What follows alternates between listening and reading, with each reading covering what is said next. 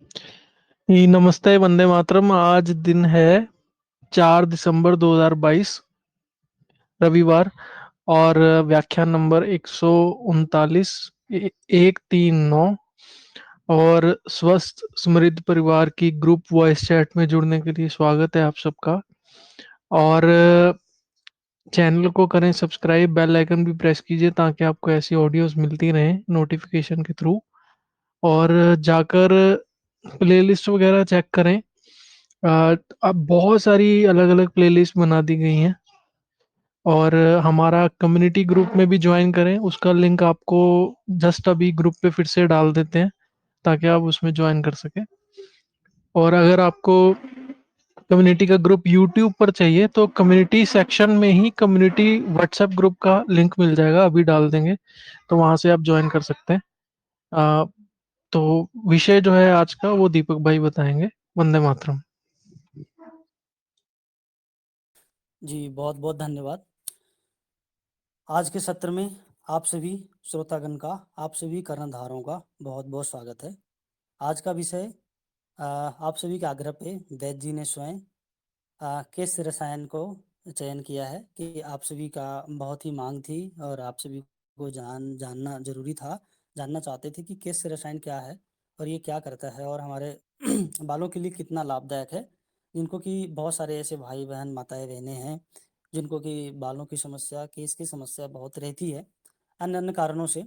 तो उसमें यह केस रसायन आज के परिस्थिति में, आज की स्थितियों में कितना कारगर है, कितना आवश्यक है, इसकी क्या महत्ता है, क्योंकि ये शास्त्रोक्त ये औषधि है, ये प्रयोग है, एक निर्माण विधि है जिसको जान करके जो आपको केस की समस्या है, जो भी इस पे बारे में वैद्य जी बताएंगे कि ये कितना लाभदायक है और कैसे बनाना है, क्या करना है, क्या उपयोगिता है, इसकी पूरी बात बताएंगे। देखिए, केस के साथ एक रसायन शब्द जुड़ा है और यह रसायन शब्द आयुर्वेद में एक बहुत ही विशाल ज्ञान रखता है। रसायन बहुत ही बड़ी इसकी महत्ता है। रसायन एक ऐसी चीज है कि आपके आपके बुढ़ापा को दूर कर सकता है, आपकी आयु को जो है कि एक बना के रखा है लंबे समय तक।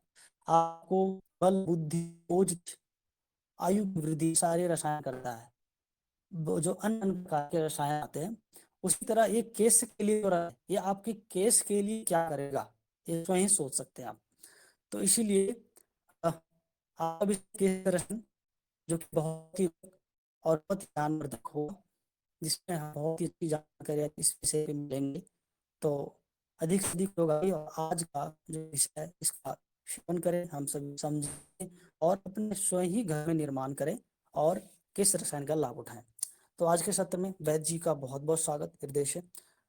तो वैद्य जी से निवेदन है कि आज का जो विषय है उसे रखें और हम सभी को ज्ञानित करें।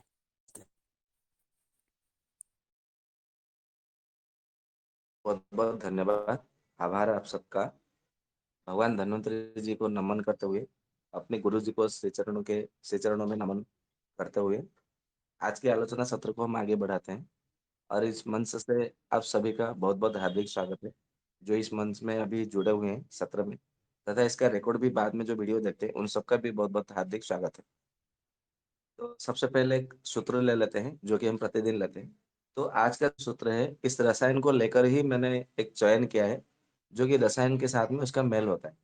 तो सूत्र ये है कि सर्वमेव परित्यज्यम शरीरम अनुपालयत शरीरस्य प्राणस्तस्य सर्वमेव विनश्यति। शरीरम शरीरम स्वास्थ्यम शरीरन शरीरनाशम च स्वास्थ्यम स्वास्थ्यनाशम रुग्णावस्था मृतकल्पा हिरोगिणः। इसका अर्थ यह है कि सब कुछ त्याग देने के बाद भी शरीर का त्याग देना कठिन होता है। सबसे बड़ा दुस्तर कार्य शरीर का त्याग करना होता है। सब कुछ त्याग देते हैं परंतु शरीर का त्याग करना बहुत कठिन होता है, ऐसा आयुर्वेद में कहते हैं। फिर ऐसा कहते हैं, इसके लिए शरीर है तब तक सब कुछ है। इसके लिए सब कुछ छोड़कर शरीर की रक्षा करना चाहिए और शरीर का ध्यान रखना चाहिए। शरीर का पालन पोषण और रक्षा रक्षण करना चाहिए, ऐसा कहते हैं। क्योंकि जब शरीर ही नष्ट हो जाए तो सब अपने आप में नाश हो जाता है। शरीरस्य प्रणश्य सर्वमेव विनश्यति। जब शरीर नाश हो जाए तो सब कुछ नष्ट हो जाता है। इसके बाद में उसके नीचे कहते हैं कि शरीरम शरीरम स्वास्थ्यम, मतलब शरीर अर्थात स्वास्थ्य को समझना चाहिए। शरीर अर्थात केवल बॉडी को नहीं समझना चाहिए। फिर आगे कहते हैं शरीरम नाशम च स्वास्थ्यम। जब शरीर नाश हो जाए तो समझना चाहिए कि स्वास्थ्य नाश हो गया तो आपका शरीर नाश हो गया। फिर आगे कहते हैं कि स्वास्थ्य नाशम रुग्णावस्था। और स्वास्थ्य नाश कैसे होता है? जब आप आपके शरीर में रोग उत्पन्न होते हैं, रोगों से ग्रसित होते हैं, तब जाके आपका शरीर स्वस्थ होता है। फिर आगे कहते हैं कि मृत कल्पा ही रोगिणः। मतलब जब कोई ऐसे गंभीर रोगों से ग्रसित हो जाए, वो और मृतक शरीर दोनों में कोई अंतर नहीं है, ऐसा आयुर्वेद में कहते हैं। इसका अर्थ ये है कि हमें यदि मतलब रोगों से ग्रसित हो गए, जैसे आजकल मतलब डायबिटीज से ग्रसित हो गए, पैरालिसिस से, लकवा से ग्रसित हो गए, कैंसर से ग्रसित हो गए, हार्ट फेलियर हो गया, ब्रेन फेलियर हो गया, लिवर फेलियर हो गया, किडनी फेलियर हो गया, जीवित होते हुए भी मृतक के समान है। मतलब वह मतलब जिंदा है या नहीं, मर गए, उससे कोई फर्क नहीं पड़ता, कोई अंतर नहीं होता, ऐसा आचार्यगण कहते हैं। इसके लिए सब कुछ छोड़ छाड़ करके आपको अपना शरीर का स्वास्थ्य का रक्षा रक्षा करनी चाहिए, ऐसा आयुर्वेद में कहा जाता है। और स्वास्थ्य की रक्षा करने के लिए ऐसा नहीं है कि मुझे कहीं शरीर में रोग हुआ तभी मैं कोई औषधि उपचार करूंगा, ऐसा नहीं है। आयुर्वेद कहता है कि आप पहले रसायन का सेवन करिए। प्रत्येक मतलब रसायन मतलब बताया गया है आयुर्वेद में। आंखों के लिए नेत्र रसायन, बालों के लिए केश रसायन, दांतों के लिए दंत रसायन, शरीर के लिए रसायन और वाजीकरण रसायन, विभिन्न प्रकार के रसायन रसायन सब मतलब बताया गया है। धातु रसायन, पौष्टिक रसायन, हीरक रसायन, स्वर्ण रसायन। रसायन की बात करें तो कम से कम 600 प्रकार के रसायन वर्णन है आयुर्वेद ग्रंथों में। तो ऐसा नहीं कि 600 के 600 आपको मतलब खाना है। कोई एक रसायन का चयन करिए और उसका सेवन करिए। तो ठीक उसी तरह आज के समय में 2022 2023 जो वर्तमान चल रहा है अभी क्रिश्चियन कालगणना के आधार पर, तो आज के परिस्थिति आज के समय पर जो रसायन हर किसी को सेवन करना चाहिए, चाहे छोटी आयु वाले हो या बड़ी आयु वाले बुजुर्ग हो। तो जो रसायन उनको लाभदायी है, मतलब लाभदायी है और मतलब उसको लाभ मिलेगा ही मिलेगा, क्षति तो होगा ही नहीं। तो ऐसा क्या रसायन है, तो कैसे रसायन है आयुर्वेद में कहा गया है। तो सबसे पहले मैं उसका घटक बता देता हूँ, कितनी कितनी मात्रा में क्या क्या लेना है, और उसको बनाने का विधि बता देता हूँ। और उसका केवल बालों के लिए ही मतलब उसका उपयोग करना है ऐसा नहीं है। ऐसे कई कई रोगों पर भी इस कैसे रसायन का प्रयोग होता है, जो मैंने मतलब किए हैं और मुझे जो जो परिणाम मिले हैं, उसके आधार पर मैं अनुभविक योग ही मतलब आप लोगों को बताऊंगा। तो इसका मैं पहले घटक बता देता हूँ। आप लोग मालूम है कोई कोई रसायन ऐसे होते हैं, जैसे च्यवनप्राश रसायन है, तो उसको पहले मतलब काढ़ा कुछ लिया जाता है, फिर कुछ कल्क लिए जाते हैं, फिर उसमें प्रक्षेप द्रव्य डाले जाते हैं। तो हर रसायन का यही स्थिति है। कुछ काढ़ा कुछ क्वाथ पहले बनाए जाते हैं, फिर उसके बाद में कुछ कल्क डाल करके बनाए जाते हैं, फिर उसके बाद में प्रक्षेप द्रव्य डाले जाते हैं।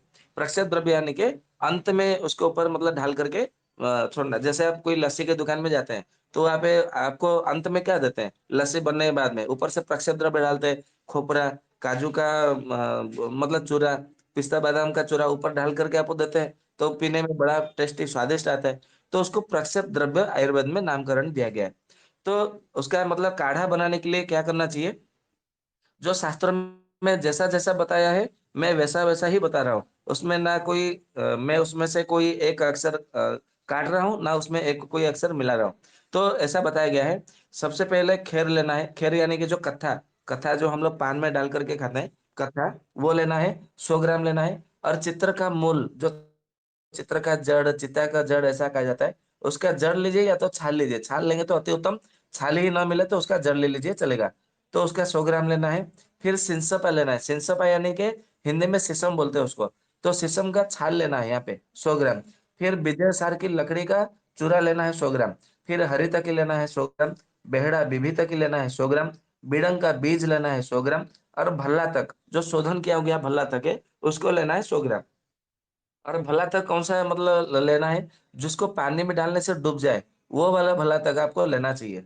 तो भला तक यहाँ पे आपको मतलब शोधन शोधन किए हुए लेंगे तो भी चलेगा, अशुद्ध वाला भी तो भी चलेगा। क्योंकि यहाँ पे हमें केवल काढ़ा बना करके उसका रस ले लेना होता है। काढ़ा बनाने का अर्थ ये है, अशुद्ध भला तक भी लेंगे तो भी चलेगा। इसका अर्थ ये है इसलिए क्योंकि भला तक में एक प्रकार का तेल होता है। तेल एक उसके अंदर तेल होता है। जब हम भला तक का काढ़ा बना लेते हैं, उसमें हरड़ा, बाहड़ा, विडंग, विजयसार, शेषपा, चित्रक और गाय खैर के साथ में कथा के साथ में, तो उसका तेल उसके साथ में काढ़े में आ जाता है। तो उसका तेल को प्राप्त करने के लिए भला तक को इसमें 100 ग्राम ही मात्रा में लेंगे। और सबका मतलब ये कितना आठों के 8 चीज हो जाते हैं, कत्था से लेकर के भल्ला तक। तो इसमें बाकी 7 चीजें 100-100 ग्राम कितना 100-700 ग्राम हो जाता है। तो उसमें भल्ला 100 ग्राम लेते हैं ना, तो भी उसका कोई साइड इफेक्ट कोई नहीं होता है। इसके लिए आप इसका शोधन नहीं भी करेंगे तो भी चलेगा। और काढ़ा बनाने के बाद में वो सारा का सारा आपको फेंक देना है, या तो फिर जला करके राख बना करके उसका मंजन बना लेना है, तो भी मतलब बहुत अच्छा काम करता है। तो आपको 100 ग्राम 100-100 ग्राम ले लिए। लौह भस्म आपको लेना है सतपुटी वाला। इसमें निश्चंद्र लौह भस्म नहीं लेना है, सतपुटी वाला लौह भस्म लेना है, जो कि 10 ग्राम जो है 600 रुपए में आता है, 600-700 रुपए में उसका आता है। तो यहाँ पे 100 ग्राम लेना है, बराबर। तो 7 पट्टी लौह भस्म लेना है 100 ग्राम। तो 9 चीजें हो गए आपका, मतलब 900 ग्राम हो गया सब कुल मिला करके। और इसको 16 लीटर पानी में उसको मतलब क्या करना है, उबालना है, मतलब काढ़ा बनाना है। 16 लीटर पानी में जब काढ़ा बनाएंगे तो उसका एक चौथाई जब बचेगा हिस्सा, यानी कि 4 लीटर बचे, तो उसको छान लेना है। छान करके उसको रख लेना है।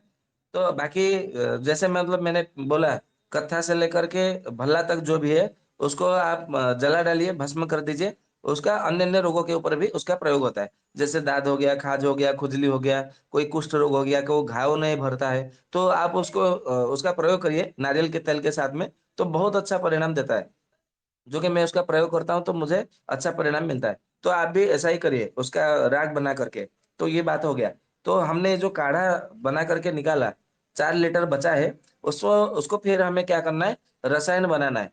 कैसे रसायन बनाना है? तो उसके लिए क्या करना है, उसी 4 लीटर, और ये जो रसायन बनाना है, इसको लोहे के कढ़ाई में बनाना है। बहुत बड़ा लोहे का कढ़ाई लेना है, उसमें बनाना है। दूसरे किसी चीज में बनाएंगे जैसे पीतल में, कांसे में, तो सही तरीके से बनता नहीं है, ये मैंने देखा है।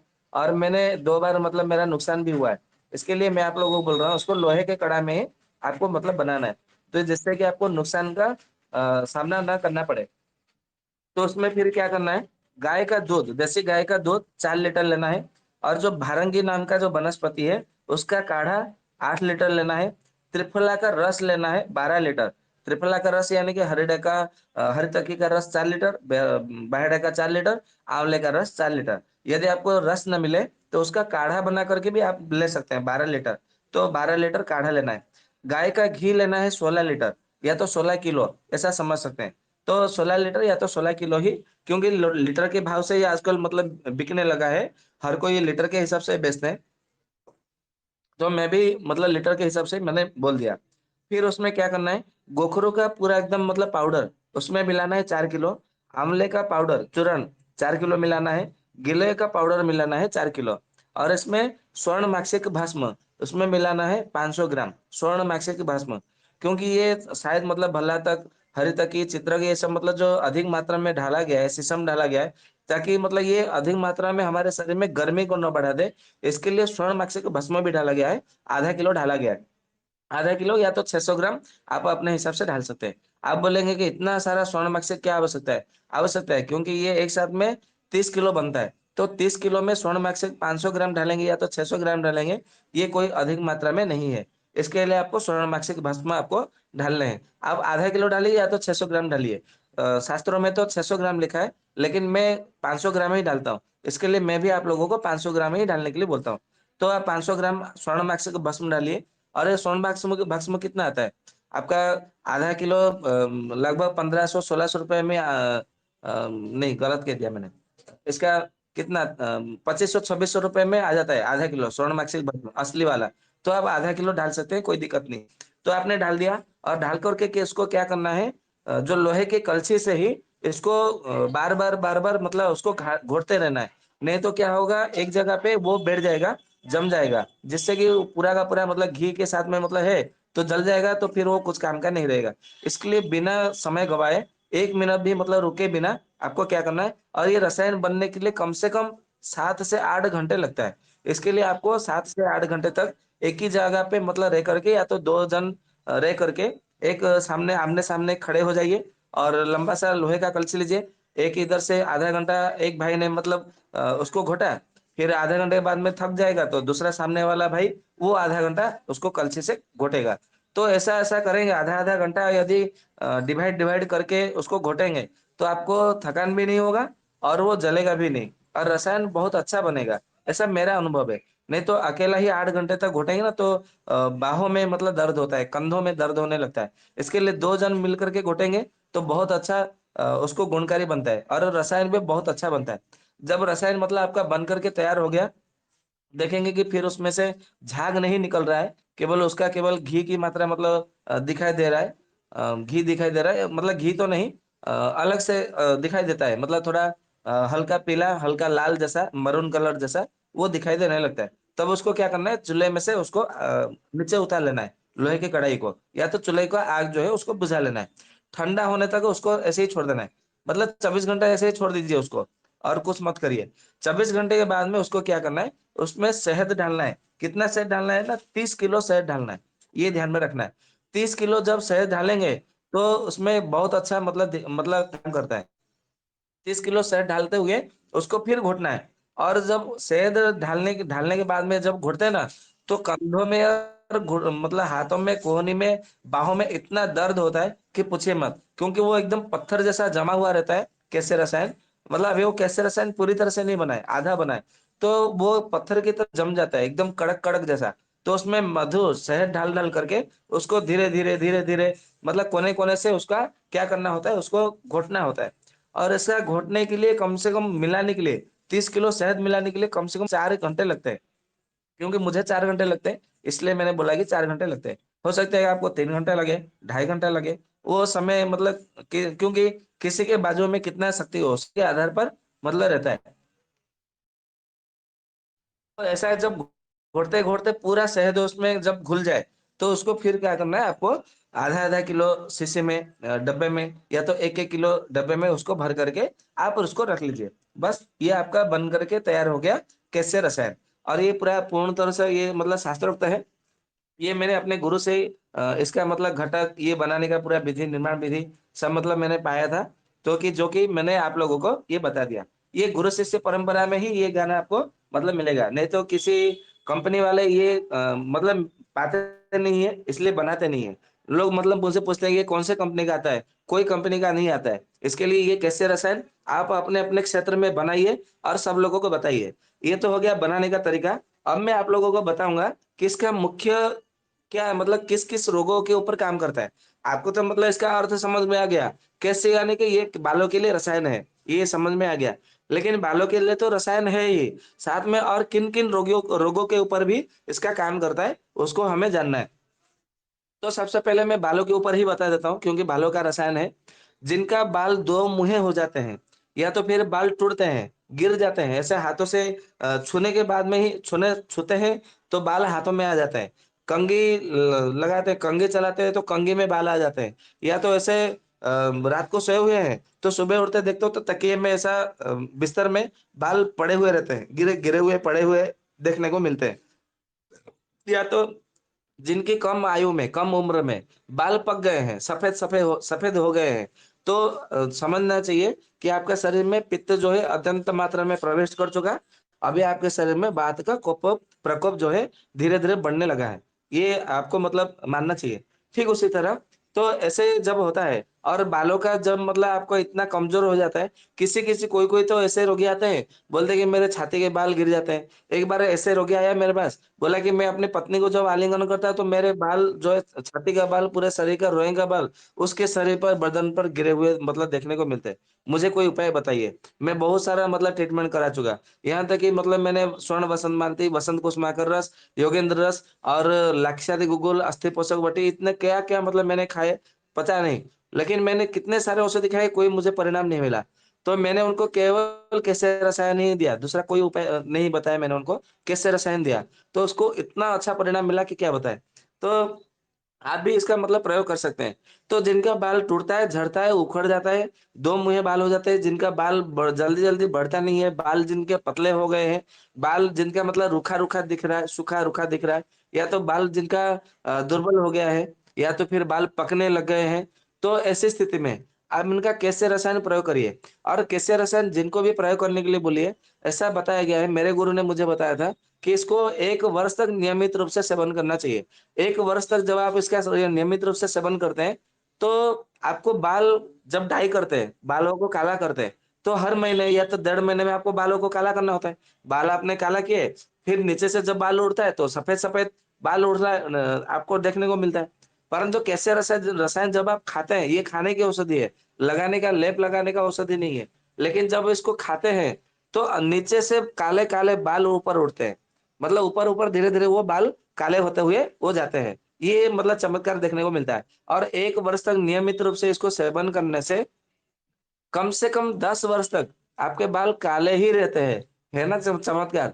आप मतलब लोग पूछते हैं कि 70 वर्ष की आयु में भी मतलब बाल काले हो सकते हैं क्या? आयुर्वेद में बताया है, मेरे गुरु ने बताया, 100 वर्ष की आयु में भी बाल काले हो सकते हैं यदि आपने कैसे रसायन का सेवन किया तो। परंतु इसको 1 वर्ष तक नियमित रूप से सेवन करना है। इसकी मात्रा कितनी है? ना छोटे बच्चों को मतलब 12 साल तक आयु वालों को इसको 1-1 चम्मच यानी कि 10-10 ग्राम एक ही बार में लेना चाहिए। एक ही बार में, 1 चम्मच में मतलब टीस्पून में लेंगे ना, क्योंकि ये अवलेह की भांति आती है, तो 1 चम्मच में टीस्पून में 10 ग्राम आ जाता है, 10 ग्राम 12 ग्राम आ जाता है। और 12 साल से जो अधिक मात्रा आयु वाले हैं, उनको 2-2 चम्मच यानी कि 20-20 ग्राम एक ही बार में लेना है। मतलब सुबह में 20 ग्राम, शाम को 20 ग्राम, मतलब दिन में 1 बार, रात को 1 बार। खाना खाने के आधा घंटे के बाद में लेना है और गुनगुना मीठा दूध में इसको घोल करके पीना चाहिए। और जो गुनगुना मीठा दूध में घोल करके नहीं पी पाते, उनको इसको जैसे च्यवनप्राश हम लोग खाते हैं, चबा-चबा करके उसको लार के साथ में निगलते हैं। इसको ऐसे लार के साथ में निगल जाइए, फिर उसके बाद में तुरंत 1 गिलास या तो 2 गिलास जैसे आप पीते हैं, उसको गुनगुना मीठा दूध ऊपर से पी सकते हैं। ऐसा भी कर सकते हैं, वैसा भी कर सकते हैं। मतलब घोल कर भी दूध में घोल करके पी सकते हैं या तो इसको चबा-चबा करके लार के साथ में निगल जाने के बाद में फिर दूध पी सकते हैं। आप अपनी सुविधा के अनुसार, रुचि के अनुसार इसको करिए और इसको 1 वर्ष तक नियमित रूप से करना है। ये तो बालों के लिए हो गया। अब मैं आप लोगों को बता रहूँगा कि मैंने किन-किन रोगियों के ऊपर मतलब मैंने इनका प्रयोग किया और मुझे 100% परिणाम मिले हैं। और इसको आप अपने घर में बनाइए और उन-उन रोगों के ऊपर भी मतलब प्रयोग करिए, तो आपको निश्चित रूप से आपको लाभ मिलेगा। तो मैं सबसे पहले आरंभ करता हूँ। जिनको बार-बार खाँसी होती है, मतलब कोई भी खाँसी होती है तो परंतु एक बात यहाँ पे ध्यान रखना है, खाँसी के साथ में यदि बुखार हो और उनको बार-बार पेशाब हो रहा है, पेशाब में मतलब पीला-पीलापन हो और उनको पेशाब ल करने के लिए जब जाते हैं लघु शंका के लिए, तो उनको मतलब थोड़ा ठंड-सा लगता हो, तो ऐसी स्थिति में कैसे रसायन आपको नहीं देना है। ये आपको एक सावधानी बरतनी है, ये ध्यान में रहे। तो जिनको बार-बार खाँसी होती रहती है, कोई कफ सिरप सेवन कर लेते हैं, या तो त्रिकुटा चूर्ण, या तो उषस्यहर चूर्ण, या तो काशीहर चूर्ण, कफकर्त रस, या तो लवंग बट्टी, सीतोपलादी चूर्ण, ये कोई भी मतलब औषधि ऐसे सेवन कर लेते हैं, तो उनका जो खाँसी है वो रुक जाता है कुछ समय के लिए। परंतु कुछ दिनों के बाद में फिर से खाँसी होने लगती है। तो ऐसी स्थिति में आपको कैसे रसायन का जब आप प्रयोग प्रयोग करेंगे, तब आपको बहुत अच्छा परिणाम मिलेगा। उनका खाँसी क्योंकि उसको 1 वर्ष तक नियमित रूप से सेवन करना है, तो उनका खाँसी पूरी तरह से ठीक हो जाता है। ठीक उसी तरह जिनको मतलब वृद्धावस्था में दुर्बलता है और जिनका मतलब प्लीहा बढ़ गया है या तो जिनको मतलब बवासीर है, जिनके शरीर में हीमोग्लोबिन कमी है या तो जिनको hepatitis A, B, C, D जो भी है, जिनको दमा का मतलब समस्या रहता है, दमे का दौरा पड़ता है या तो जिनको नाक में से खून आने लगता है, गिरने लगता है या तो नाक में हड्डी बढ़ा हुआ लगता है या तो जिनको भगंदर है या तो जिनको पेशाब रुक गई है या तो पेशाब रुक-रुक करके आती है, जिनको किडनी में बार-बार स्टोन बनते बनते हैं और जिनको प्रोस्टेट ग्लैंड बढ़ा हुआ मतलब आपको दिखने लगता है। शरीर में कुछ ना कुछ मतलब चमड़े का रोग है, चमड़े का रोग यानी कि चर्म विकार मतलब स्किन डिजीज है कुछ ना कुछ या तो फिर पेट में कुछ ना कुछ गड़बड़ है, जिनको धातु की समस्या है, स्वप्न दोष रहता है, बार-बार धातु गिरता है या तो फिर जिनके शरीर में घुटनों में दर्द है, एड़ियों में दर्द है, जिनका यूरिक एसिड बार-बार बढ़ा हुआ रहता है और जिनका शरीर में पित्त कभी मतलब शमन होने का, शांत होने का नाम ही नहीं लेता, जिनका कफ कभी ठीक ही नहीं होता, इसिनोफिलिया जैसे रोग। और ठीक उसी तरह जिनको शरीर में दुर्बलता मतलब लगता है और जिनका गला बैठ जाता है, जो मतलब गाने वाले लोग होते हैं, गीत गायक जो होते हैं, गीत गायिका, गायक जो होते हैं, तो थोड़ा कुछ गाते हैं तो थोड़ा ऊँची आवाज़ में तो उनका गला बैठ जाता है। तो इस और जो शिक्षक-शिक्षयित्री होते हैं, जो अध्यापक, अध्यापिका होते हैं, उनको दिन में कम से कम 2-3 घंटा खड़ा होकर के लेक्चर करना होता है, मतलब अध्यापना करना होता है, क्योंकि उनका वृत्ति ही ऐसा है, कर्म ही ऐसा है। तो फिर वो ज़्यादा बच्चों को जब डाँट करते हैं या तो फिर क्रोध से या तो थोड़ा ऊँची आवाज़ में बात करते हैं तो उनका गला बैठ जाता है। गला तो बैठ जाता है और साथ में उनका गले में दर्द भी होने लगता है, कभी-कभी सर में भी दर्द होने लगता है। तो ऐसी स्थिति में भी कैसे रसायन का बहुत अच्छा काम करता है। अब इनको कैसे मतलब प्रयोग कराना है, किन-किन रोगों में, मैं पूरा विस्तार से आप लोगों को समझाता हूँ, जिससे आप लोगों को अच्छे से समझ में आएगा।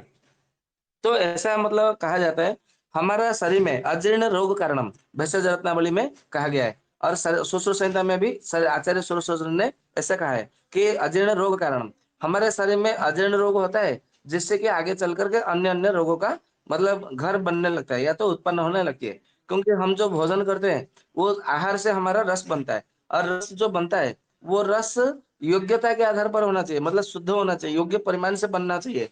नहीं तो फिर आगे जो रक्त, मांस, मेद, अस्थि, मज्जा, शुक्र वो जो धातुएँ हैं, वो फिर नहीं बनने लगेगा, क्योंकि फिर उससे फिर आम बनने लगता है। तो हमारा सबसे पहले रस धातु बराबर मात्रा में मतलब हमारे शरीर में बनना चाहिए।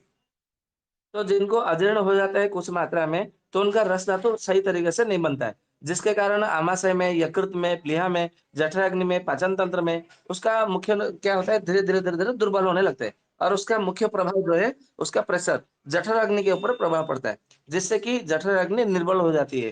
फिर उनको सही तरीके से भूख नहीं लगता, फिर वो आमाशय मतलब विकृत होता है, जिससे कि हमारे वात नाड़ी जो हमारे होते हैं पूरे शरीर में, वात नाड़ी यानी कि आप ऐसा समझ सकते हैं सारे स्नायु तंत्र मतलब नर्व सिस्टम जितने मतलब जो नर्व है, तो सारे नर्व जो है धीरे-धीरे दुर्बल होने लगते हैं। तो फिर हमको क्या मतलब है हमारे शरीर में दुर्बलता आने लगती है। फिर हमारे शरीर में आमाशय का रस नहीं बनता, पाचक पित्त नहीं बनता, जिसको गैस्ट्रिक जूस बोलते हैं। फिर या तो ऐसा कहिए कि वो लवण अम्ल भी ठीक तरह से सही तरीके से नहीं बनता है। लवण अम्ल यानी कि हाइड्रोक्लोरिक एसिड जिसको कहा जाता है। तो वो फिर अधिक मात्रा में नहीं, मैंने गलत गलत बोल दिया। मतलब गैस्ट्रिक जूस तो सही तरीके से नहीं बनता है। गैस्ट्रिक जूस के बदले में लवण अम्ल अधिक मात्रा में बनता है। मतलब अम्लता अधिक मात्रा में बनने लगता है। उसके कारण क्या होता है, हमारा यकृत का स्राव में वृद्धि होती है। यकृत में स्राव में वृद्धि होता है तो फिर हमारा गल ब्लैडर में स्टोन होने लगता है। गल ब्लैडर को दूषित करने लगता है। फिर गल ब्लैडर का जो कार्य क्षमता है, वो धीरे-धीरे उसका कार्य क्षमता कम होती जाती है। ये परिणाम में होता है, जिसके कारण हमारा शरीर में से जो विष जो निकलने का जो क्रिया है, जिसको हम यूरिया, क्रिएटिनिन आदि नामों से जाने जाते हैं, मतलब बोलते हैं मॉडर्न साइंस में, तो फिर ये यूरिया और क्रिएटिनिन हमारे शरीर में से बाहर नहीं निकल पाता, क्योंकि हमारा भ्रूकक जो है मतलब किडनी, वो फिर अपना काम करने में वो अक्षम हो जाता है। तो फिर धीरे-धीरे क्या होता है, हमारा वृद्धावस्था हमारे शरीर में आ जाता है, फिर हम काल के गाल में समा जाते हैं। ऐसे रोगों का मतलब विस्तार में बताया गया है। रोग विज्ञान और विकृत विज्ञान आप पुस्तक में देखेंगे तो इस तरह से उनमें बहुत अच्छे से समझाया गया है। तो इसमें हमें क्या करना है, तो इसके जो मुख्य औषधि मतलब क्या है, भिलावा है, जिसको भल्ला तक हमने कहा, काढ़े में हमने इसको मतलब मिलाया है। ये क्या करता है, पाचन अग्नि को, जठर अग्नि को वो पूरा उद्दीप्त करता है। तो जठर अग्नि को जब उद्दीप्त करता है, तो रस धातु को क्या करता है, जीर्ण शक्ति को बढ़ाता है और रस रस धातु को अच्छे से पचने लगता है। आहार पचने लगता है तो रस धातु बहुत अच्छे से वो बनने लगता है, जिससे कि हमारे शरीर में चय क्रिया और अपचय क्रिया मतलब जिसको चयापचय यानी कि मेटाबॉलिज्म बोलते हैं अंग्रेजी में, तो वो होने लगता है, बढ़ने लगता है, जिससे कि हमारे सारे धातुओं को ठीक होने लगते हैं। कभी-कभी हमारे शरीर में क्या होता है, रक्त, मांस आदि जो हमारे जो 7 धातुएँ हैं, वो धीरे-धीरे काम करना बंद कर देता है।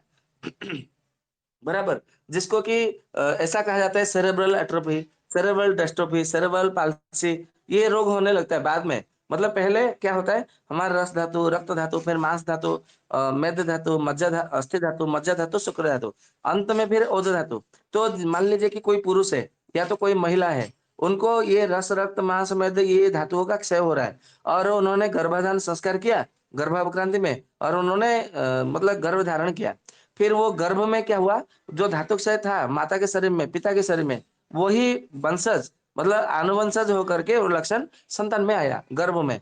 फिर वो संतान जन्म हुआ। अभी संतान ने तो कोई पाप कर्म नहीं किया है, कुछ तो खाया पिया नहीं है, लेकिन उसको 1 साल 2 साल तक जो कि माँ के दूध के भरोसे में रहता है, या तो थोड़ा बहुत कुछ खा लिया तो खा लिया, मूँग का दाल का पानी या तो जौ का दलिया का पानी ऐसा कुछ मतलब वो उसको थोड़ा-थोड़ा लघु आहार देते हैं।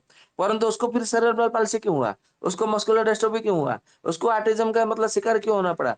वो इसीलिए होना पड़ा क्योंकि उसके पिता के शरीर में या तो माता के शरीर में, यदि आपको लड़की को मतलब हुआ है, तो निश्चित रूप से आप मान लीजिए कि उसके माता के शरीर में इसका ये कुछ ना कुछ संप्राप्ति था, धातुओं का क्षय होने का।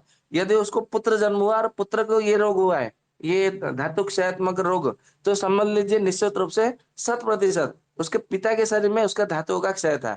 ये आपको ये समझना है, ये आयुर्वेद का सिद्धांत है। तो ऐसे समझ जाएँगे ना, तो वो बोलेगा कि हाँ, हाँ, मैं जब मैं जवान था, तो मैंने बहुत ऐसे मतलब गलत काम किए, गलत रास्ते में भटक गया था, फिर मेरी शादी हो गई, शादी होने के बाद में मेरा सब कुछ अच्छा चला, लेकिन मुझे ये समस्या होता था। मतलब उसमें से कुछ वो छुपाएगा, कुछ बताएगा आपके सामने क्योंकि उसकी चोरी पकड़ी गई, तो चोरी को छुपाएगा तो ज़रूर, लेकिन कुछ-कुछ बताएगा वो। मतलब बोलेगा कि हाँ ऐसा तो होता था, मेरा ये लक्षण था, तो वो कुछ-कुछ मानेगा और कुछ-कुछ वो छुपाएगा। तो फिर मतलब क्या होगा वहाँ पे, तो देखेंगे कि उसके शरीर में फिर जो धातुओं का नया-नया जो निर्माण होना, जिसको निर्माण बोलते हैं, वो नव-निर्माण उसके बच्चों में नहीं होगा।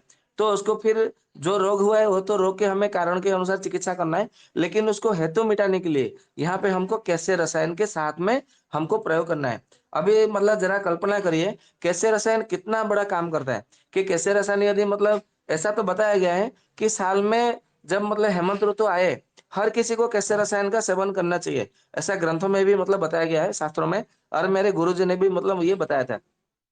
तो और मतलब क्या होता है, किसी-किसी को देखेंगे तो शरीर में तेज नहीं होता है, आभा नहीं होता है और उनका हीमोग्लोबिन कम होता रहता है। उनको चक्कर आता है, तो बीपी चेक करते हैं तो नॉर्मल है, पूरा एकदम बॉडी का एनालिसिस करते हैं तो नॉर्मल है। उनको समझ में नहीं आता है कि मुझे चक्कर क्यों आ रहा है, तो कैसे रसायन दे दीजिए, उनका चक्कर आना बंद हो जाएगा।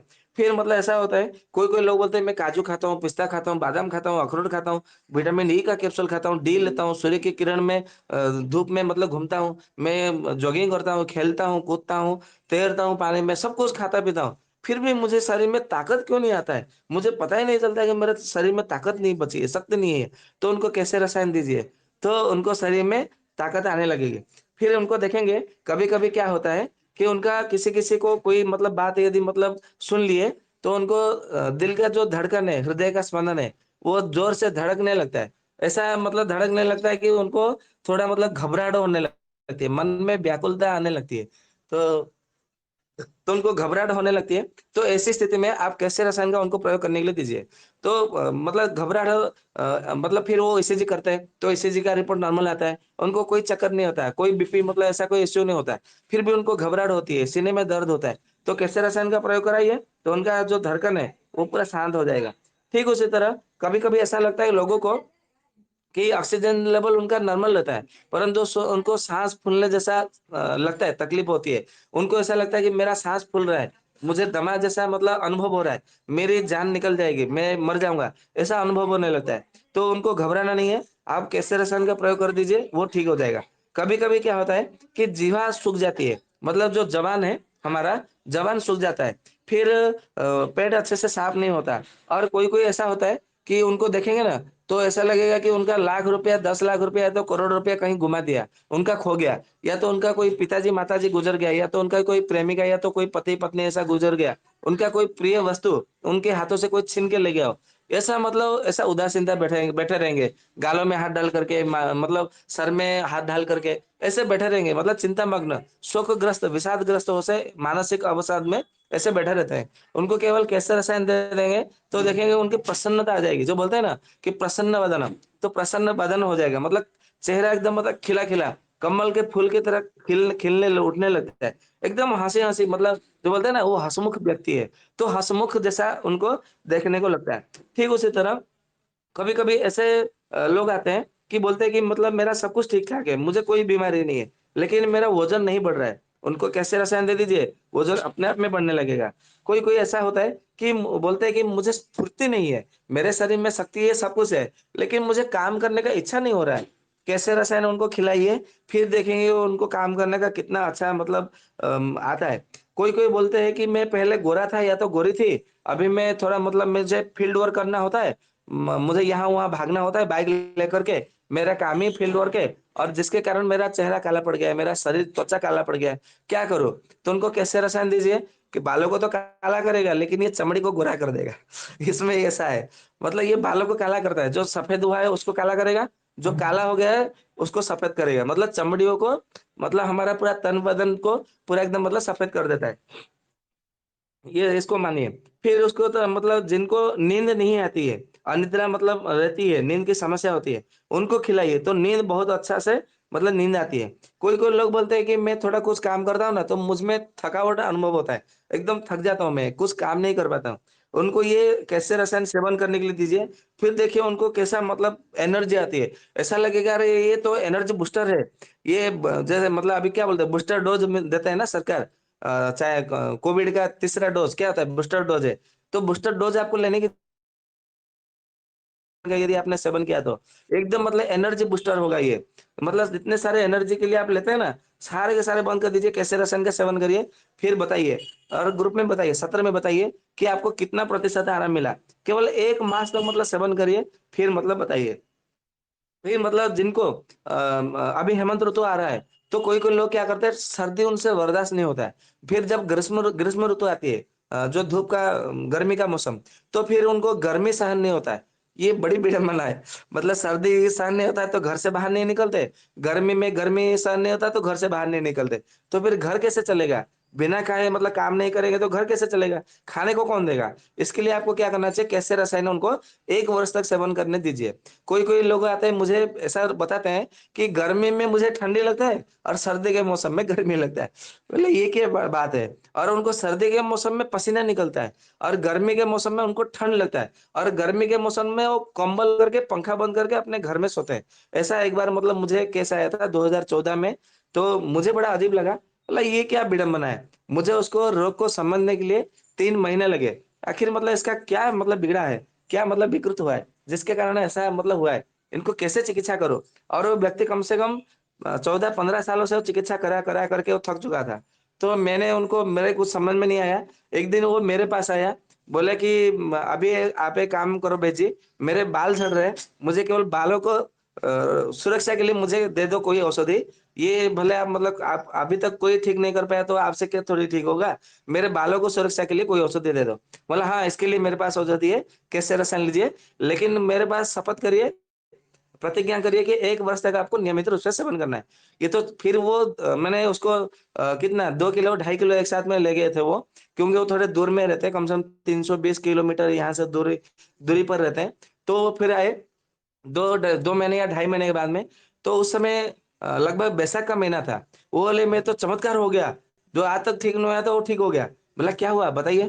बोला मुझे जो पसीना ये जो ठंड लग रहा था गर्मी के मौसम में और मैं कंबल ओढ़ के सोता था। अभी मैं कंबल ओढ़ के सोता हूँ तो मुझे पसीना आता है और मुझे गर्मी लगती है और मुझे बेचैनी होती है। अब मैं बिना कंबल के सोता हूँ। ये तो चमत्कार हो गया। क्या औषधि दिया था मुझे? बोला वो तो मैंने बालों के लिए आपको औषधि दिया था। बोले आपने बालों के लिए औषधि दिया था और मेरा ये जो 14-15 साल से मैं जो परेशान था, वो ठीक हो गया। बोला ये कैसा चमत्कार है? उसके लिए तो मैंने औषधि दिया नहीं था आपको। तो मुझे बाद में समझ में आया, हाँ, ये आयुर्वेद का औषधि है। एक रोगों के लिए औषधि दे दो, तो अनेक-अनेक रोगों को ठीक कर देता है। ये आयुर्वेद का चमत्कार है, परंतु लोगों को समझ में नहीं आता। लोग है ना क्या खाली एलोपैथी के पीछे पड़े रहते हैं, तो उनको ये कभी समझ में नहीं आएगा। इसके लिए तो फिर हम क्या कर सकते हैं? हमको उनको कितना समझाना है, बार-बार तो नहीं समझा सकते। तो उनकी इच्छा है। फिर ऐसा होता है कि कोई-कोई लोग बोलते हैं, मुझे जैसे ही मतलब ठंडी का मौसम, सर्दी का मौसम आता है, तो मेरा इसिनोफिलिया बढ़ जाता है, सर में भारीपन आता है, साइनस बढ़ जाती है, साइनोसाइटिस होता है, सर में भारीपन दर्द होने लगता है, आँखों में से मतलब पानी निकलने लगता है, भारीपन रहता है, आँखों में जलन होने लगती है। क्या करें? तो उनको केवल केसर रसायन दे देता हूँ, तो वो उससे भी मतलब ठीक हो जाते हैं। ठीक उसी तरह हमारा जो पाचन क्रिया अग्नि मतलब जिनका मंद होता है और साथ में उनको खाँसी होती है और जिनको ठंडी कुछ लगता है, कोई-कोई ऐसा होता है कि ऑफ़िस में काम करना होता है और उनकी विवशता है। वो काम छोड़ नहीं सकते, नौकरी छोड़ नहीं सकते, क्योंकि उससे मतलब उनका घर चलता है, रोज़गार चलता है, तो नौकरी कैसे छोड़ेंगे? जैसे-वैसे उनको दवाई खाकर भी उनको मतलब मैनेज करना ही होता है। तो उनके लिए मतलब फिर क्या करना है और हाँ, वो जब मतलब बाहर निकलते हैं, तो वो गर्मी के मतलब सूर्य की रोशनी में वो नहीं आ सकते। उनको फिर क्या होता है कि शरीर में काँटे जैसा चुभन होने लगता है, पीड़ा होने लगती है, जलन होने लगती है। फिर उनके क्या क्या करते हैं, फ्रिज का पानी पीते हैं, बाहर जाते हैं तो फिर लस्सी पीते हैं, गन्ने का रस भी पीते हैं तो बर्फ डालकर पीते हैं। कुछ भी पीते हैं तो बिना बर्फ के वो पी ही नहीं सकते और वो उनको गरम-गरम खाना तो खाने दे देंगे, तो उनका फिर वो जलन-जलन हो जाएगा, मतलब खा नहीं सकते। वो रो लेते हैं, पूरा पसीना-पसीना हो जाता है पूरा उनका चेहरा और उनके आमाशय में ना पित्त भरा पड़ा रहता है। तो ऐसी स्थिति में क्या करना है आपको, केवल केसर रसायन का प्रयोग करना है। तो देखिए कि बहुत अच्छा उसमें मतलब लाभ मिलता है। ठीक उसी तरह कभी-कभी हम लोग क्या करते हैं, जब खाँसी के लिए मतलब पुराना दमा का रोग आते हैं, तो मैं उनको उनके साथ में कफकुठार रस, श्वासकुठार रस और शृंग भस्म और कफकर्तेल रस और उषासी हर चूर्ण, ये चारों मतलब पाँचों को मिला करके कैसे रसायन मिला करके मैं दे देता हूँ, उनके सामने, रोगी के सामने। तो उससे क्या होता है कि दमा भी मतलब धीरे-धीरे वो ठीक हो जाता है। तो आप भी इसका मतलब प्रयोग करिए। कभी-कभी हमारे पास कभी-कभी हमारे पास ऐसे रोगी आ जाते हैं, जिनको मतलब ये ऐसे रोगी आते हैं, जो स्किन डिजीज़ है। मतलब जिनका स्किन कभी ठीक नहीं होता है, बहुत दिन हो गया, ठीक नहीं होता है। मतलब ठीक भी होता है, फिर यदि उनको कोई गर्मी अनुभव हुआ या तो पसीना निकलना आरंभ हुआ, तो या तो फिर उनको शरीर में ऐसा कोई गर्मी का प्रभाव पड़ता है, तो फिर से चमड़ी का जो रोग है, वो फिर से होने लगता है। तो इसके लिए फिर मतलब क्या करना चाहिए कि इनको जो कैसे रसायन है, उनको सेवन करने के लिए उनको देना चाहिए और साथ में आपको उसका नीम का तेल, करंज का तेल, नारियल का तेल, फिर उसमें गंधक और ये हरताल, मेंसिला, ये कर्पूर, ये सब डाल करके आप उसको दे सकते हैं। नीला तोथा ये सब उसको डाल करके, ये मिला करके उसको तुबरक ताल तेल, चाल मोगरा जो बोलते हैं, वो सब समान मात्रा में लेकर के, मिला करके उसको मलहम की भांति बना के रखें और उसको लगाने के लिए दीजिए। तो उसमें बहुत अच्छा फ़ायदा करता है। तो कभी-कभी क्या होता है हमारा यकृत और प्लीहा बढ़ जाती है, आम बढ़ जाने के कारण ये बढ़ जाती है। तो ऐसी स्थिति में क्या होता है कि उनका शरीर में मतलब आम बनने लगता है, जिनके कारण उनको बार-बार क्या होता है बुखार होता है। एक व्यक्ति आया था ऐसे ही, उनको जैसे ही 1 तारीख होगा, उसको मतलब रात को बुखार आना शुरू हो जाएगा। मतलब सुबह में 1 तारीख होगा ना, तो रात को ही उसको मतलब बुखार आना शुरू हो जाता है। तो ऐसे 2 ढाई साल तक वो चलता रहा। फिर मतलब वो हमारे पास आए तो बोले कि मुझे ऐसा मतलब होता है, कुछ होता है क्या? कुछ आयुर्वेद में है क्या? मैं कई सारे औषधि खा लिया हूँ। तो मैं पूछा उनको कि क्या-क्या औषधि खाए मुझे बताइए? बोले कि महासुदर्शन चूर्ण खाया, स्वर्ण बसंत मालती खाया, विषम ज्वरांतक लौह खाया, फिर जयमंगल रस खाया, फिर अमृतारिष्ट आदि-आदि मतलब मैंने बृहद कस्तूरी भैरव रस, जितने सारे मतलब जो बुखार के औषधि है ना, मैंने बदल-बदल करके 2-2 3-3 महीना ऐसे मतलब खा लिए, परंतु कोई लाभ मुझे मिलता नहीं है। आपसे मतलब कुछ होता है तो मुझे दीजिए। बोला भई मेरे पास ऐसा तो कोई नहीं है, इतने सारे औषधि आपने सेवन किया है, मुझे उसका कोई कॉम्प्लिकेशन हो तो मुझे बताओ, मुझे कुछ समझ में आए। बोले कि मतलब जब से मुझे बुखार हुआ है, तब से मेरे बाल केवल झड़ रहे हैं और मैंने बाल झड़ने के लिए कई प्रकार के तेल लगाए। सेसा लगाए, अन्य-अन्य कोई-कोई तेल लगाए, कोई उससे कोई फ़र्क नहीं पड़ता। भृंगराज तेल लगाया, नीली भृंगादि तेल लगाया, प्याज़ का तेल भी लगाया, फिर भी उससे कोई फ़र्क नहीं पड़ता है। तो मैं बोला भई इसके लिए तो फिर मेरे पास कैसे रसायन है, आप इसका ट्राई करो। तो कैसे रसायन दे दिया मैंने केवल बालों को मतलब जो झड़ रहा था उसको रोकने के लिए। लेकिन आश्चर्य की बात है, उसके 1 महीने के बाद में फिर उसको आज तक कभी बुखार नहीं आया। ये मतलब आयुर्वेद का चमत्कार है। तो ऐसा भी कभी-कभी हो जाता है। कभी-कभी ऐसा हमारे शरीर हमारे पास ऐसे रोगी आते हैं, जिनको पांडु रोग मतलब हो जाता है, या तो हीमोग्लोबिन जिनका बढ़ता नहीं है, या तो फिर हेपेटाइटिस ए, बी, सी ऐसा कुछ ना कुछ रहता ही रहता है। तो ऐसी स्थिति में हमको क्या करना है, केवल कैसे रसायन उनको दूध के साथ में उनको सेवन करने के लिए देना है। क्योंकि इसमें स्वर्णमाक्षी का भस्म भी पड़ा है, तो ये बुखार को भी ठीक करता है और यकृत को ठीक करता है, प्लीहा को ठीक करता है, पांडु को भी ठीक करेगा क्योंकि गिलोय भी है और इसके लिए इसमें काम करता है, बहुत अच्छा काम करता है।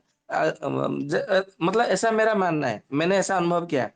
कभी-कभी क्या होता है कि हमारे पास ऐसे रोगी आते हैं, बोलते हैं कि मेरे नाक में कुछ हड्डी बढ़ गई है या तो मेरे नाक में से आवाज़ मतलब आ रही है, मैं कुछ बोल रहा हूँ तो मेरे गले से आवाज़ नहीं आ रही है, मेरे नाक में से आवाज़ आ रही है और मेरे जो मतलब जो मित्र बंधु हैं, वो सब मेरी खिल्ली उड़ाते हैं, मतलब उपहास करते हैं। तो इसके लिए कुछ उपाय करिए। इसके लिए मैंने त्रिभुवन कीर्तिरस सारीवध्य सब ऐसे मैंने कई औषधि सेवन किया, परंतु मुझे लाभ नहीं मिला। तो इसके लिए कुछ है तो मुझे बताइए। तो मैं बोलता हूँ भैया ऐसा कुछ तो नहीं है, मेरे पास ये अवलेह है, आप ज़रा 1 महीना सेवन करके मुझे बताइए। तो वो फिर मुझसे इसमें तो कोई स्टिकर नहीं लगा है, ये कौन-सा ब्रांड का है? मतलब भई ब्रांड का आपको चाहिए तो फिर मेरे पास कोई द औषधि नहीं है। आप देख लो कोई दूसरी जगह पे। फिर बोलते हैं चलो 1 महीने की बात है, मैं इसको प्रयास करता हूँ। फिर वो बड़े कष्ट से लेके जाते हैं और 1 महीने के बाद में आते हैं, बोलते हैं, "अरे वाह! ये तो बहुत अच्छा काम करता है। ये क्या नाम है उसका?" बोलता है, "ये कैसे रसायन है? ये तो बालों के लिए काम औषधि है।" बोला, "बालों के लिए औषधि दे दिया तो मेरा नाक कैसे ठीक हो गया?" बोला, "ये तो आयुर्वेद का मतलब चमत्कार है कि एक रोग को ठीक करने के लिए दो, तो दूसरे उधर से अन्य-अन्य रोग भी ठीक हो जाते हैं।" ठीक उसी तरह जिनको भगंदर है तो फिर मतलब क्या होता है हमारा गुदद्वार का जो मल मल द्वार है, तो मल द्वार का रक्त वाहिनी के साथ में मतलब उसका दूषित हो जाता है, तभी जिससे कि मतलब हमारे शरीर में मतलब गुदाद्वार में, मलद्वार में वहाँ पे पुय उत्पन्न होता है, मतलब पल्स, जिसको पीप बोलते हैं। पीप मतलब बनने लगता है।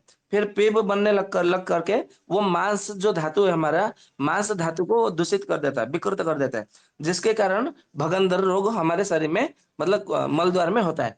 तो ऐसी स्थिति में क्या करना है, भिलावे का काढ़ा मतलब है इसमें, तो भिलावे का तेल अणु रूप में है, मतलब सूक्ष्म रूप में इसमें भिलावे का तूल है। ऐसा जो कि मैंने पहले आपको मतलब बताया है।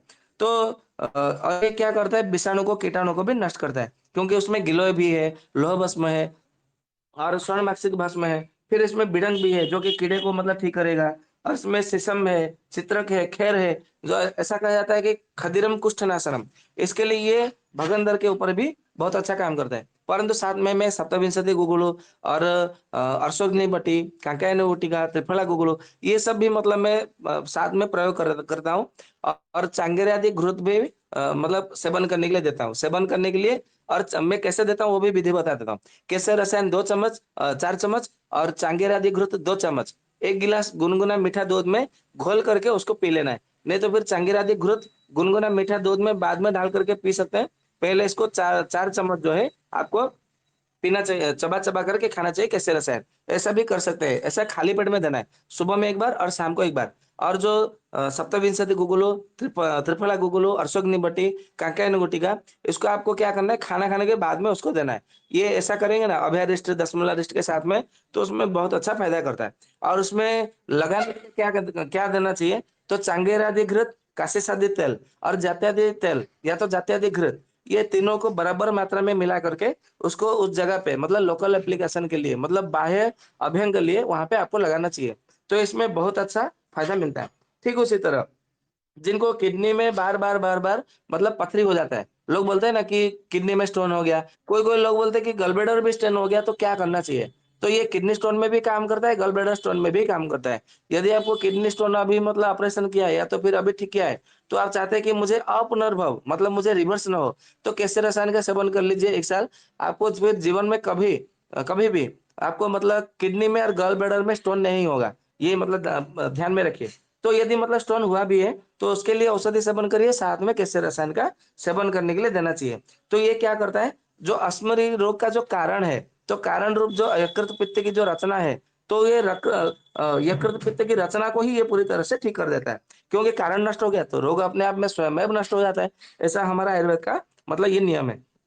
ठीक उसी तरह कभी-कभी ऐसे लोग आते हैं, बोलते हैं कि हमें भूख तो लगता है, लेकिन थोड़ा-सा यदि 1 रोटी खा ले तो मतलब पेट भर जाता है और पेट फूला हुआ लगता है और फिर हजम नहीं होता, पचता नहीं है और सुबह में पाखाना अच्छा ठीक नहीं होता है, मतलब पेट अच्छे से साफ नहीं होता है। तो उनको मतलब क्या करना चाहिए, केवल उनको दे दीजिए कैसे रसायन, चबा-चबा करके खाने के लिए, जैसे 4-4 चम्मच, मात्रा में कोई ऐसा नहीं है, समझौता नहीं है, आप उसको प्रयोग करने के लिए दीजिए, बहुत अच्छा परिणाम मिलेगा।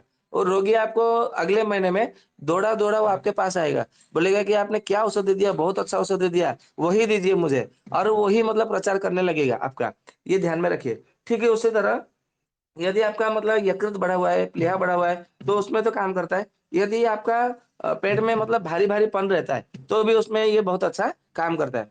ठीक उसी तरह जिनको मतलब प्रमेह है, मतलब कफज प्रमेह है, पित्तज प्रमेह है, तो उसमें भी आप इसका प्रयोग करेंगे, तो भी उसमें बहुत अच्छा फ़ायदा करता है।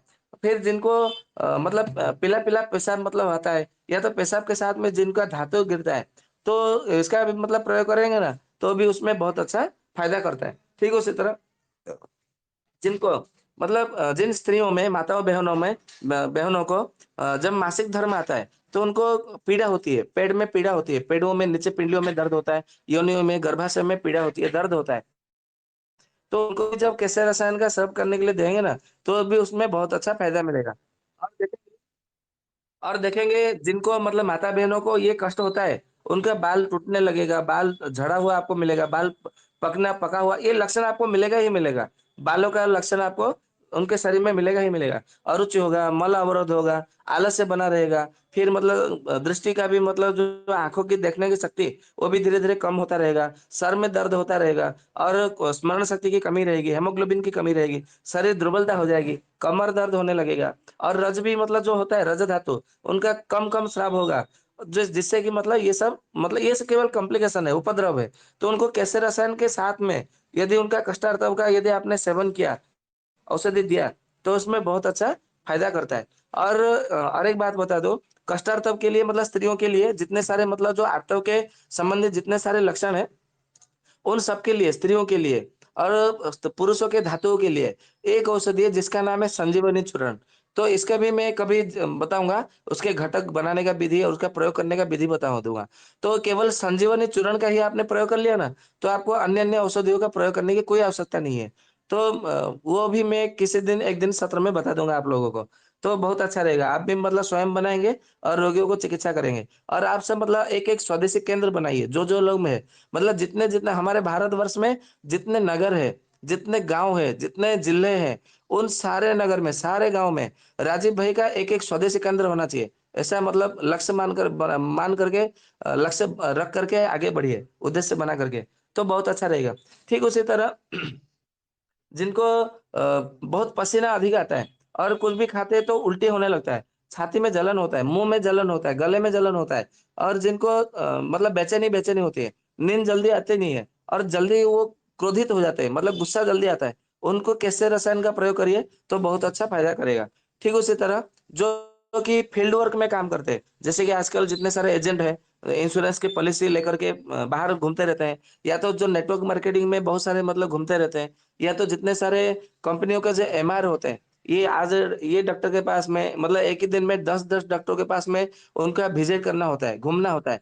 तो ऐसी स्थिति में क्या होता है, उनका अधिक मात्रा में घूमना-फिरना रहता है, तो सूर्य की रोशनी में उनको घूमना होता है, तो उनके शरीर में पित्त बढ़ता है, वात बढ़ता है, तो जिसके कारण उनको बाहर का खाना खाना होता है। गरम मसाला, गरम-गरम चाय और सिगरेट, बीड़ी बीड़ी तो नहीं खाते, सिगरेट और शराब का भी मतलब सेवन करते हैं और मतलब बाहर-बाहर मतलब अन्य-अन्य स्त्रियों से भी उनका रहता है मतलब समागम होता है, गर्लफ्रेंड बनाए घूमते हैं और मटन, मछली मतलब जहाँ जो मिला, वो खाते रहते हैं। फिर उनका मतलब टारगेट होता है कि ये महीने में इतने आपको टारगेट फुलफिल करना है। फिर उनका टारगेट फुलफिल नहीं होता, जैसे महीने का आखिरी दिन आता है, मतलब 25 तारीख, 26 तारीख, 27 तारीख आने लगता है, तो उनको टेंशन होने लगता है और वो घर में भी सुख नहीं चैन से नहीं रहते, बाहर भी केवल घूमते रहते हैं। मेरा टारगेट कैसे फुलफिल होगा? मेरा टारगेट फुलफिल करना है। तो ये दौड़-धाम करते-करते क्या होता है, उनका पूरा जो सारा शरीर है, सारे धातु है, मतलब बिगड़ने लगता है। वात-पित्त शरीर में बढ़ने लगता है। तो वो 25 साल के होंगे ना, तो उसको देखेंगे तो आप बोलेंगे, "आप 35 साल के हो क्या?" तो फिर वो गुस्से में हो जाएगा। क्योंकि ये मैं अपना मतलब अनुभव बता रहा हूँ। मेरे पास कोई-कोई ऐसे एमआर आते हैं, बताने के लिए कि हमारी कंपनी का ये नया लॉन्च हुआ है, बहुत अच्छा करता है।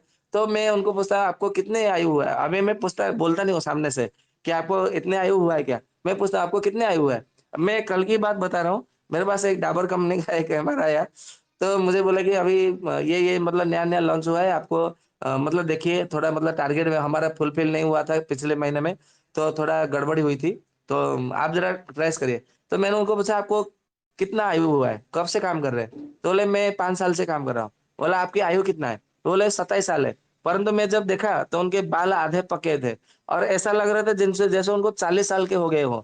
तो ऐसा भी मतलब देखने को मिलता है। तो जो चाहते हैं कि 40 के आयु होकर भी ऐसा जो सोचता है कि मैं 25 साल का लगूँ, मैं 25 साल का दिखूँ। ख़ास करके हमारे माता-बहनों का ये आंतरिक इच्छा रहता है कि मेरे आयु मतलब किसी के पकड़ में ना आए और वो अपनी आयु किसी को बताते नहीं है। लेकिन हम वैद्य लोग ऐसे हैं सौभाग्यशाली हैं कि हमारे पास आता है ना तो वो अपने आप को आयु बताना पड़ता है। हाँ, मेरी इतनी आयु है, नहीं तो फिर गड़बड़ हो जाएगी औषधि बताने में। तो हम सौभाग्यशाली हैं, वो अपनी आयु किसी को नहीं बताते, हमको बताते हैं। जब ये आभार है मतलब धन्यवाद है महिलाओं का, माता-बहनों का। तो ठीक उसी तरह तो आप ये प्रयोग करेंगे ना कैसे रसायन तो बहुत अच्छा काम करता है। ठीक उसी तरह जिनको ग्रहण की भी समस्या हुई है, या तो नींद नींद ठीक से नहीं आ रही है, या तो बार-बार बुखार आता रहता है। किसी भी औषधि से जिनका अ, ग जो गैस्ट्रिक है, अम्ल-पित्त है, वो ठीक नहीं हो रहा हो, या तो सूखी खाँसी हो रहा हो, या तो जिनका पेशाब रुक-रुक करके आ रहा हो, पेशाब में जलन हो, या तो पेशाब में पीलापन आ रहा हो, पेशाब बार-बार लगता हो, या तो पेशाब रुक जाता हो। तो ऐसी स्थिति में आप उनको मतलब दीजिए प्रयोग करने के लिए, तो आपको बहुत अच्छा मतलब फ़ायदा मिलेगा। कभी-कभी ऐसे भी मतलब रोगी आते हैं, जो बोलते हैं कि मतलब मेरे पीठ में बहुत ज़्यादा दर्द रहता है और मैं सोया हूँ और मैं मतलब यदि उठा, तो कम से कम 2-3 मिनट तक मैं सीधा कमर को सीधा करके मैं चल नहीं सकता। मतलब जैसे कुबड़े लोग जैसे चलते हैं, मुझे 2-3-5 मिनट तक ऐसे चलना पड़ता है। फिर बाद में धीरे धीरे धीरे मेरा जो कमर है वो सीधा करके मैं चल पाता हूँ। कोई कोई लोग बोलते हैं मैं नीचे नहीं बैठ सकता, और मैं बैठूंगा भी तो भी मतलब 10-15 मिनट से ज्यादा नहीं बैठ पाऊंगा। यदि मैं बैठा तो मेरे कमर में दर्द होने लगता है। तो उनको केवल ये कैसे रसायन का प्रयोग करिए, तो उनको बहुत अच्छा फायदा करेगा।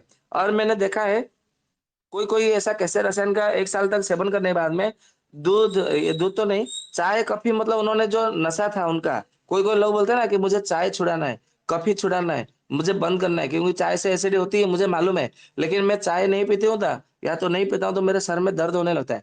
उनको केवल कैसे रसायन का प्रयोग करने के लिए दीजिए 1 साल तक, उनका चाय कैसे छूट जाएगा उनको मतलब स्वयं को पता नहीं चलेगा। 1 साल के बाद में वो स्वयं बताएगी, हाँ मेरी तो चाय बंद होगी, पता नहीं अभी मुझे सर में दर्द नहीं होता है, मुझे कुछ पता ही नहीं चलता है। मतलब ये हमारे मानसिकता को, जो सुषुम्ना नाड़ी होती है, जो सुषुम्ना कांड है, तो उसमें बहुत अच्छा काम करता है। या तो ये करिए कि जो हाइपर एस्थेसिया जो होता है ना हमारे मस्तिष्क में, उसको ही ठीक कर देता है। तो इसको हाइपर एस्थेसिया के लिए आप इसका बहुत अच्छा प्रयोग कर सकते हैं। तो मैंने जो जो अनुभव किए थे अपने मतलब रोगियों के ऊपर कैसे रसायन को लेकर के, वो मैंने आपके सामने बता दिया। अभी आप लोगों के सबके अनुरोध है, आग्रह है कि आप इसको अपने घर में बनाइए। ये कोई मतलब बड़ी कोई ऐसा दिक्कत वाली बात नहीं है।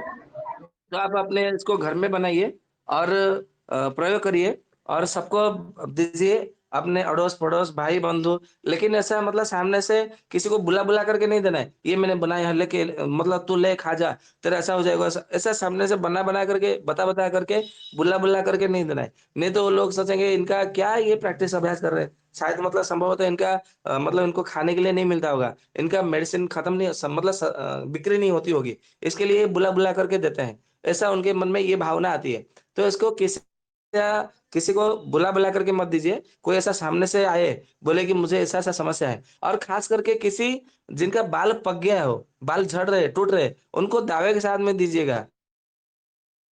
1 महीने में तुम्हारा बाल झड़ना बंद। लीजिए मेरे से ये कैसे रसायन। परंतु ये कैसे रसायन जो-जो मैंने बताए हैं उसी विधि से बनाइए। कोई-कोई मतलब ऐसा करते हैं कि लोह भस्म शतपुटी लिखा है तो निश्चंद्र लोह भस्म डाल देते हैं। क्योंकि यहाँ पे मैंने शतपुटी 100 ग्राम लेना है लोह भस्म। तो यदि 100 ग्राम आपने लिया तो आपको 6500 से 7000 रुपया आपको इसमें खर्चा आता है। लेकिन यदि 100 ग्राम आपने निश्चंद्र लिया, निश्चंद्र वाला, तो 700 रुपये में ही हो जाता है। तो फिर कुछ वैद्य लोग क्या करते हैं, लोभ में लालच में आकर के शतपुटी के बदले में निश्चंद्र लोह भस्म ले लेते हैं। फिर इसका क्या होता है, गुणवत्ता कम हो जाता है। और स्वर्णमाक्षी की भस्म आधा किलो 600 ग्राम डालने के बजाय वो कम-कम डालते हैं। तो फिर वो गाय का घी डालने के बजाय वो जो जर्सी गाय का घी आता है, जैसे रामदेव बाबा का या तो श्री श्री रविशंकर जी का या अन्य-अन्य जो आता है, जो सस्ते में मिलता है, वो डाल देते हैं। तो फिर उसमें परिणाम नहीं मिलता है। इसके लिए जो-जो मतलब और हाँ, आप य यदि सही विधि में यदि आपने बनाया, तो ये तो महँगा आता ही आता है। क्योंकि इसका जो प्राइस है ना, वो 1 महीने का खर्चा जो है एक व्यक्ति का साढ़े 3,000 का आता है। क्योंकि मैं इसको बनाता हूँ, तो मुझे इसका खर्चा मालूम है, इसके लिए मैं बोलता हूँ। यदि आपने सही विधि से बनाया तो वो खर्चा आता है, महँगा होता है, मैं मानता हूँ। लेकिन उसके गुणवत्ता को ध्यान दीजिए, उसके गुणों के ऊपर ध्यान दीजिए। वो उसमें कितना महँगा है, कितना पैसा है, वो ध्यान मत दीजिए। तो देखेंगे उसके सारे 7 धातुओं को ठीक कर देता है। उसको यूँ कहें कि ये एक प्रकार से आयुवर्धक है, ऐसा मान कर के चलिए। तो मेरा आपसे आग्रह है, आप सभी बनाइए और राजीव भाई का नाम रोशन करिए। राजीव भाई बोलते हैं ना अमर रहे, अमर रहे। आप सभी मतलब अमर रख सकते हैं। तो ठीक है, मैं अपनी व्याख्यान को यहाँ पे विराम देता हूँ। अरे बाप रे! 9-8 हो गए, समय का पता ही नहीं चला। तो ठीक है, मैं अभी 2-3 मिनट में किसी का कोई शंका हो तो ले लीजिए, या तो फिर शांति पाठ करके मुझे विदाई करिए, क्योंकि ऐसे भी समय हो चुका है। वंदे मातरम बेट जी। बहुत ही बढ़िया।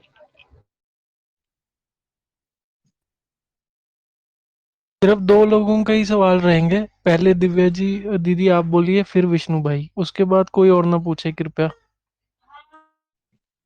आपके द्वारा ये बताया गया, ये आप बनाते हैं कि कैसे रसायन? तो मुझे आपसे चाहिए।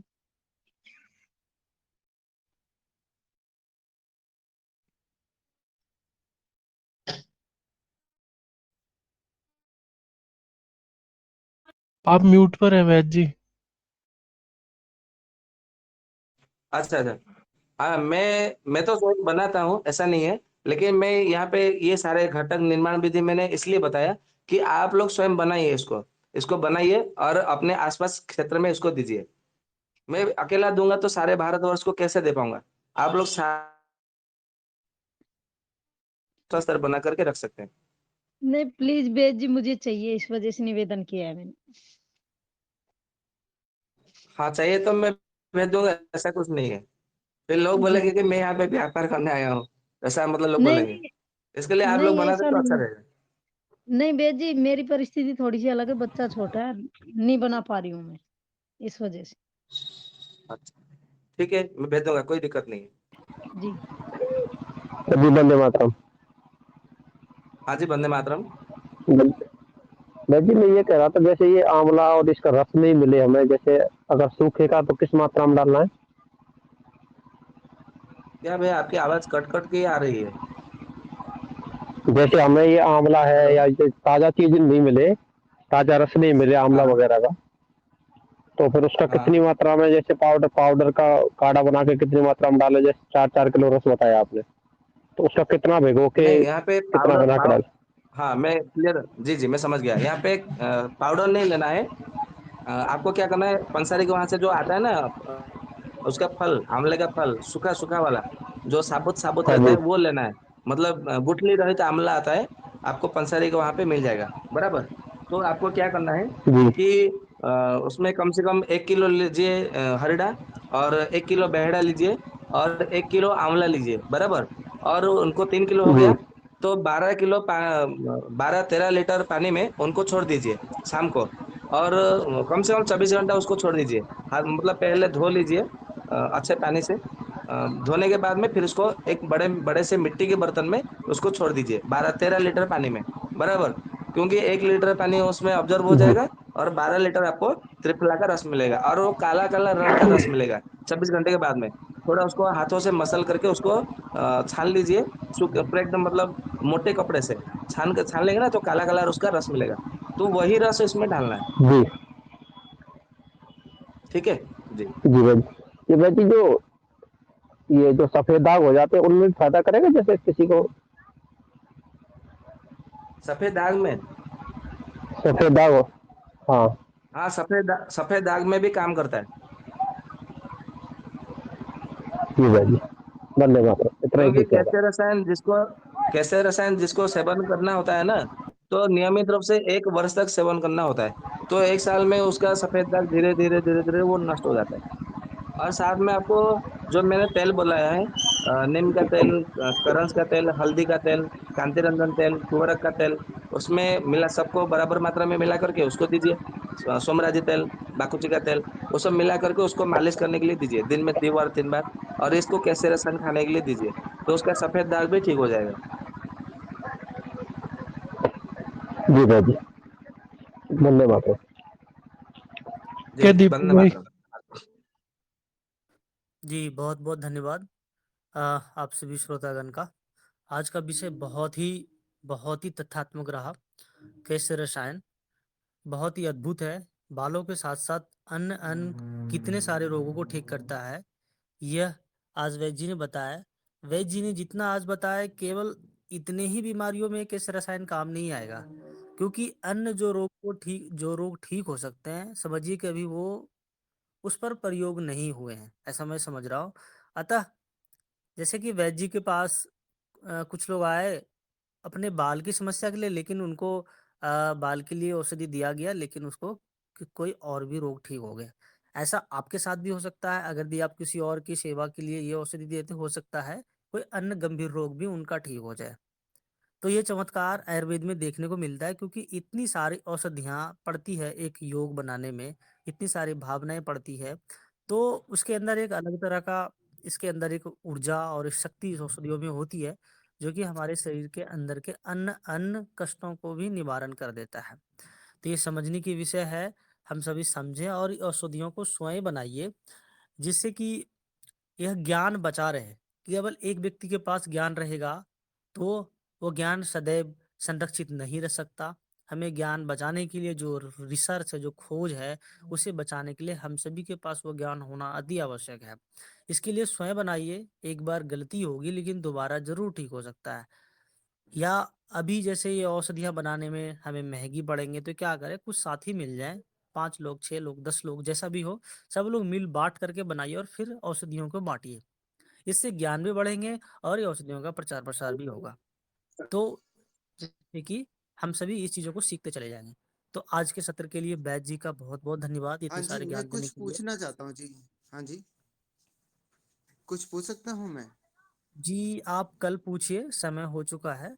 तो बस व्यवधान के लिए यही क्षमा पूछना चाहते हैं। है कि ये केशीय रसायन का रिकॉर्डिंग मिल सकती है क्या? जी जी आपको यूट्यूब पे मिल जाएगी अगले दिन। ओके, धन्यवाद। जी तो हम सभी शांति पाठ करके सत्र का समापन कर लेते हैं। ॐ द्यो शान्तिरन्तरिक्षं शान्तिः पृथिवी शान्तिरापः शान्तिरोषधयः शान्तिः वनस्पतयः शान्तिर्विश्वे देवा शान्तिर्ब्रह्म शान्तिः सर्वं शान्तिः शान्तिरेव शान्तिः सा मा शान्तिरेधि। ओम शांति शांति शांति।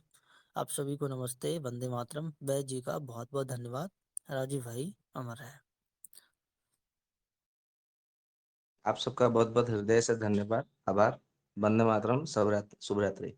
और एक बात कहना चाहता हूँ,